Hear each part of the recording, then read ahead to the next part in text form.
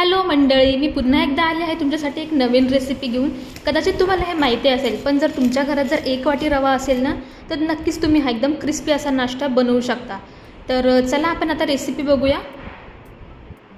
तर ना आपण आता त्यासाठी लागणारं साहित्य बघून घेऊया। तर इथे 1 वाटी कुठलाही जाड किंवा बारीक रवा आपल्याला लागेल। त्याचसोबत समप्रमाणात आपल्याला इथे बटाट्याचा किस लागेल। तो 1 वाटी घेतलेला आहे मी। तो स्वच्छ पाण्याने धुवून एका पाण्यात ठेवलेला आहे। त्यासोबतच इथे कुटलेला लाल तिखट म्हणजे चिली फ्लेक्स 1 चमचा, त्याचप्रमाणे चवीपुरतं मीठ, अर्धा चमचा काळी मिरी पावडर, याने फ्लेवर खूप छान येतो बरं का, आणि 1 चमचा इथे साबूत जिरे।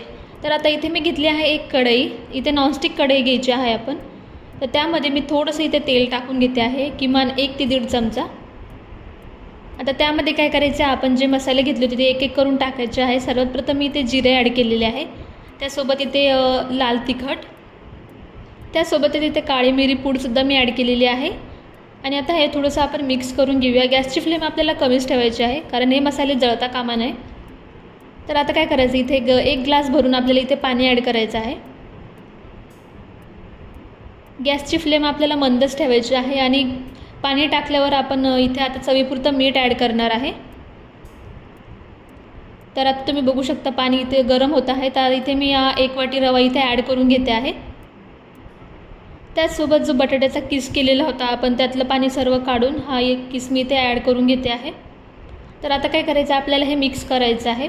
गॅसची फ्लेम आपण कमीच ठेवणार आहे आणि हे व्यवस्थित असं शिजलं पाहिजे, या पद्धतीने आपल्याला असं मिक्स करून घ्यायचं आहे। तुम्ही यामध्ये ऑरिगॅनो टाकला तरी काही हरकत नाही, त्याने सुद्धा फ्लेवर मस्त येतो। तर आता तुम्ही बघू शकता याचा लगेच असा घट्टसर असा गोळा बनून तयार होईल। त्यामुळे आपल्याला हे काय करायचं, असं कंटिन्युअसली एकत्र करत राहायचं म्हणजे जेणेकरून हे खालून चिकटणार नाही किंवा जळणार नाही। तर 5 ते 10 मिनिटांनंतर तुम्ही बघू शकता याचा असा घट्टसर गोळा तयार होतो आहे। मॉइश्चर यामधलं कमी होत आहे, त्यामुळे आता आपण कंटिन्युअसली असं चालवत राहू एका चमच्याच्या साहाय्याने। याला फक्त 5 ते 10 मिनटं लागेल शिजायला। तर तुम्ही बघू शकता मॉइश्चर याच्यामधलं कमी होत चाललेलं आहे। तर आता मी काय करणार, इथे लीड लावून घेणार आहे 5 ते 10 मिनिटे, म्हणजे हे व्यवस्थित वाफेमध्ये शिजेल। तर तुम्ही बघू शकता 10 मिनटानंतर मी झाकण काढते, तर याचा पूर्ण असा पिठासारखा गोळा तयार झालेला आहे। याच फॉर्ममध्ये आपल्याला पीठ हवं आहे। तर तुम्ही बघू शकता बटाट्याचा किस आणि रवा शिजलेला आहे व्यवस्थित। तर एकदा मी असं हे मिक्स करून घेते व्यवस्थित।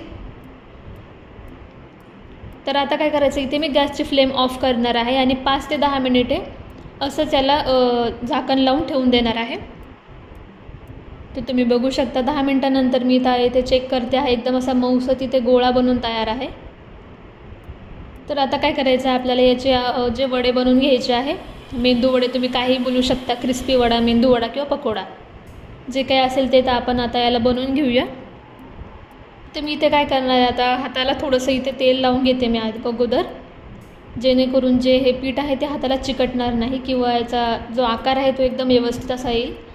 तर तुम्हाला हवे असेल त्या आकारामध्ये किंवा शेपमध्ये तुम्ही करू शकता, मोठे छोटे तुम्ही तुमच्या आवडीनुसार करू शकता। तर तुम्ही बघू शकता इथे मी मीडियम असा गोळा घेतलेला आहे आणि त्याला मेंदूवड्यासारखा असा आकार देते आहे, मध्ये असे छिद्र बनवते आहे बोटाच्या साहाय्याने।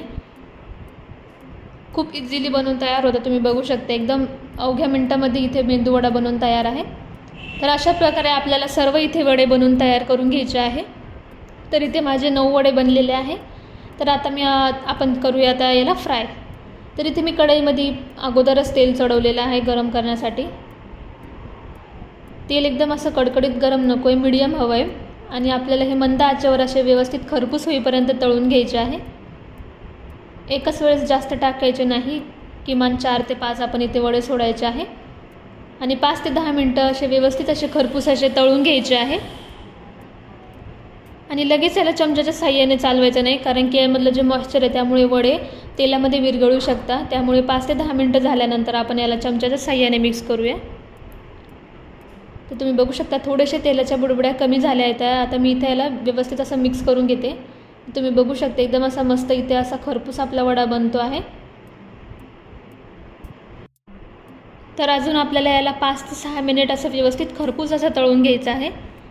तर तुम्ही बघू शकता 5 मिनिटानंतर एकदम असा मस्त याचा कलर आलेला आहे आणि एकदम अशी कुरकुरीत दिसत आहे।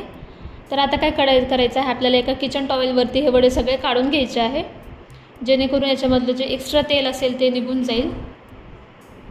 तर मी आता इथे सर्व वडे काढून घेते आहे। तुम्ही बघू शकता आता इथे एकदम असा खरपूस आपला इथे मेंदूवडा बनून तयार आहे। तर मी आता तुम्हाला या वड्यांचा आवाज ऐकवते।